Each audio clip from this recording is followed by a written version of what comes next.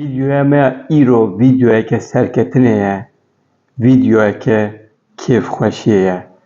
Em qala çi dikin? Em qala serketina duhok spor dikin û li Bexdayê. Ev xal gelek mihîm e. Ji bo hinekî din jî bêfêmkirin. Em vê pirsê bikin kî nedixwest Amedspor li Tirkiyeyê di Kupa Tirkiyeyê de bi ser bikeve û kupayê bigire. Anha duhokê ev yek kir, Loma îro 3 deqeyên me ji bo duhokê ye. Kupaya Iraqê ji sala 1948 ve tê li darxistin. Kêm salan nehatiye li darxistin lê van salên dawîn ji xwe tê li darxistin. û îsal yanî ji bo serdema 2024-25 du tîmên Kurdan derketin fînalê.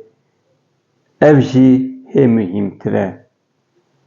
Yek jê Zaxo adin Duhok. Maça fînalê 18 tîrmeha 2025 li Bexdayê li Stada Elşab a navnetewî li dar ket. Not deqîqeyên maçê de serketî tunebû. Lîstikvanê Zaxoyê Patrik di deqîqeya 64 de karta sor dît û ji maçê derket. Ji wê wê de tir Zaxoyê bi 10 kesan maç temam kir. Di 9 deqeyan de 0-0 neguherî. Di 30 deqeyên zêdek de jî ev wek hevî neguherî û maç derbasî penaltiyan bû.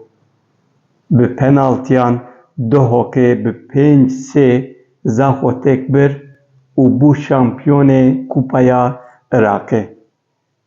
Bi rastî jî kêfxweşiyek e li navenda Iraqê, li paytexta Iraqê du tîmên Kurd werin hemberî hev û helbet yek ji wan bi ser bikeve.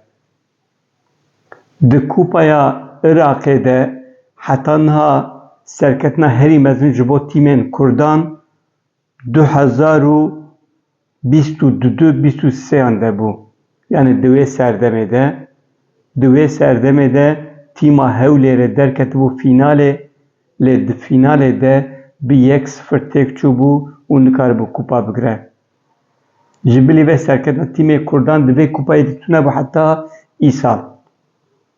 û îsal wekî me got Duhok û Zaxo Spor derketin fînalê û Duhok bû şampiyon. Duhok yekem care vê kupayê digire Kupaya Iraqê. Serketina Duhokê ev e. Berî vê di sala 2009-2010 de Duhok di Lîga Premier a Iraqê de bû şampiyon.